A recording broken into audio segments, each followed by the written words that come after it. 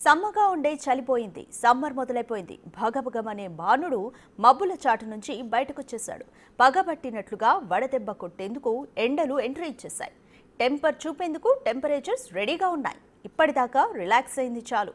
కొన్నాళ్ల పాటు మా ప్రతాపం ఏంటో చూపిస్తామంటోంది మంట పుట్టించే వెదర్. అందుకే వాతావరణ శాఖ కూడా మొదటి హెచ్చరిక జారీ చేసేసింది. ఇక జాగ్రత్తగా ఉండాల్సింది మనమే.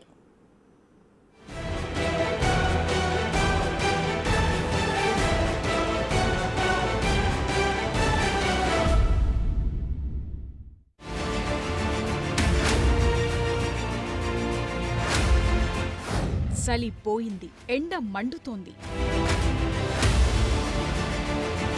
సుర్రుమనే సమ్మర్ ఎంట్రీ చేసింది.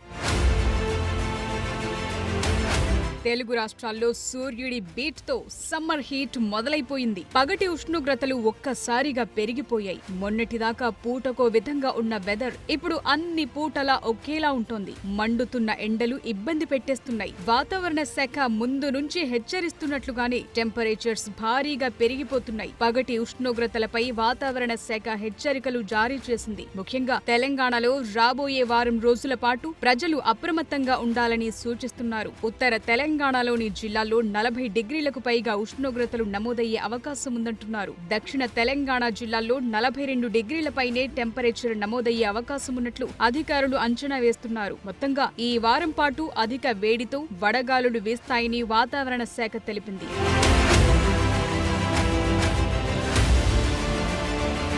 సాధారణంగా మార్చి 2వ వారంలోనే ఎండల గురించి ఇంత టెన్షన్ పడాల్సిన అవసరం లేదు. కానీ ఈసారి సమ్మర్ సీన్ అలా ఉండదంటున్నారు. ఎప్పటినుంచే ఎండలు ముదురుతాయని హెచ్చరిస్తున్నారు. వేడి గాలులు, వడగాల్పులతో మార్చిలోనే మే ఎండలను తలపించేలా ఉంటుందంటున్నారు. అందుకే మండే ఎండల గురించి ఇప్పుడే ఇంతలా చెప్పాల్సి వస్తోంది. నిప్పులు చెరిగే ఎండలు, తీవ్రమైన వడగాలులతో ఈ వేసవిలో సూర్యుడి భగభగల్ని ఎదుర్కోవాల్సి ఉంటుందని నిపుణులు సూచిస్తున్నారు. నిజానికి ఈసారి ఫిబ్రవరి చివరి వారం నుంచే ఉష్ణోగ్రతలు క్రమంగా పెరుగుతూ వచ్చాయి. మార్చి తొలి వారంలోనే టెంపరేచర్ 40 డిగ్రీలను తాకింది. తెలంగాణలోని 301 మండలాలు హీట్ వేవ్స్ నమోదయ్యే ప్రాంతంలో ఉన్నాయని, వడగాల్పుల ముప్పు పొంచి ఉందని వాతావరణ శాఖ ఇప్పటికే అప్రమత్తం చేసింది.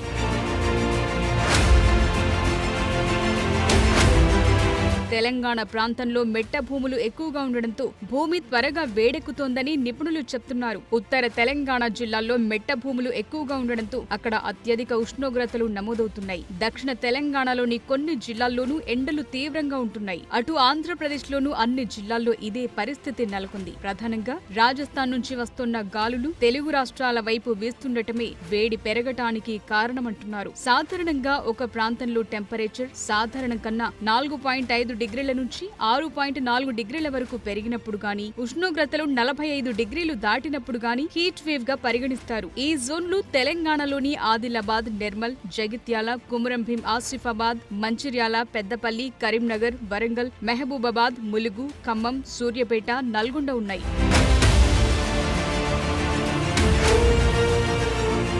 తెలంగాణలో అత్యంత తీవ్ర వడగాలుల ముప్పున్న ప్రాంతాల్లో 10 లక్షల మంది జనాభా నివసిస్తున్నారు. తీవ్ర ముప్పున్న ప్రాంతాల్లో 50 లక్షల మందికి పైగా నివసిస్తున్నారు. ముప్పున్న ప్రాంతాల్లో 1 కోటి మందికి పైగా నివసిస్తున్నారు. రాష్ట్రంలో గత 10 ఏళ్లలో వడదెబ్బతో 1400 మందికి పైగా చనిపోయారు. ఒక్క 2015లోనే 541 మంది చనిపోయారు. ఈసారి కూడా రాష్ట్రానికి వడగాలుల ముప్పు పొంచి ఉంది. ఇప్పటికే టెంపరేచర్స్ బాగా పెరిగిపోయాయి. ఏప్రిల్, మేలు మరింత తీవ్రత ఉండే అవకాశాలున్నాయి. ఇప్పటికే సాధారణం కన్నా 2 డిగ్రీలు అధికంగా ఉష్ణోగ్రతలు నమోదవుతున్నాయి. అందువల్ల ఉదయం 11 గంటల తర్వాత ఎవరూ బయటకు రావద్దని సూచిస్తున్నారు. ఏదైనా అత్యవసరమైతే తప్ప మధ్యాహ్నం తర్వాత బయటకు వెళ్లకుండా ఉండాలంటున్నారు. సాయంత్రం 5 గంటల వరకు ఎండల తీవ్రత అస్సలు తగ్గటం లేదు. వడదెబ్బ బారిన పడకుండా ఉండాలంటే కొన్నాళ్లు జాగ్రత్తగా ఉండక తప్పదంటున్నారు.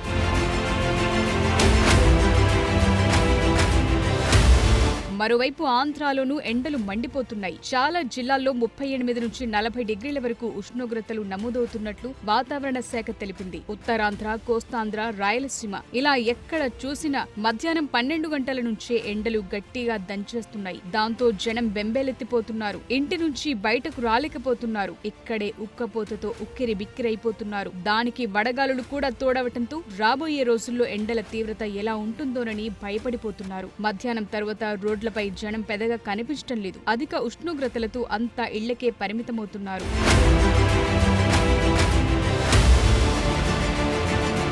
ఎండల తీవ్రత ఒక్కసారిగా పెరగటంతో ప్రజలంతా అప్రమత్తంగా ఉండాలని వాతావరణ శాఖ అధికారులు సూచిస్తున్నారు. అవసరం ఉంటేనే బయటకు వెళ్లాలని చెప్తున్నారు. ఎండలు తిరిగేవారు వేడిని తట్టుకునేందుకు ఉపశమన చర్యలు తీసుకోవాలని సూచిస్తున్నారు. ముఖ్యంగా నీరు ఎక్కువగా తాగటం, పండ్ల రసాలు తీసుకోవటం మంచిదంటున్నారు. ఎండలో వాహనాలు నడిపేవారు తెల్లని కాటన్ దుస్తులు ధరిస్తే మంచిది. అలాగే దూర ప్రాంతాలకు వెళ్లేవారు 2 వీలర్స్ పై కాకుండా పబ్లిక్ ట్రాన్స్పోర్ట్ ని ఉపయోగించుకుంటే మంచిదంటున్నారు. చిన్న చిన్న పనులేవైనా ఉంటే సాయంత్రానికి వాయిదా వేసుకుంటే బెటర్. అలాగే పొలాల దగ్గరున్న పశువుల్ని సైతం నీడలోనే ఉంచాలని, వాటికి నీటిని అందుబాటులో ఉంచాలని సూచిస్తున్నారు. ముఖ్యంగా ఆరు బయట పనిచేసే కూలీలు, కార్మికులు, ప్రయాణాలు చేసేవారికి, వృద్ధులకు వడదెబ్బ ముప్పు ఎక్కువగా ఉంటుంది. ఎండ దెబ్బ తగలకుండా టోపీలు, గొడుగులు, టవల్స్, కాటన్ దుస్తులు ఉపయోగించాలని నిపుణులు సూచిస్తున్నారు. వృద్ధులు, గర్భిణీలు, బాలింతలు అప్రమత్తంగా ఉండాలి. శారీరక శ్రమతో కూడిన పనుల్ని ఎండలో చేయొద్దని చెప్తున్నారు.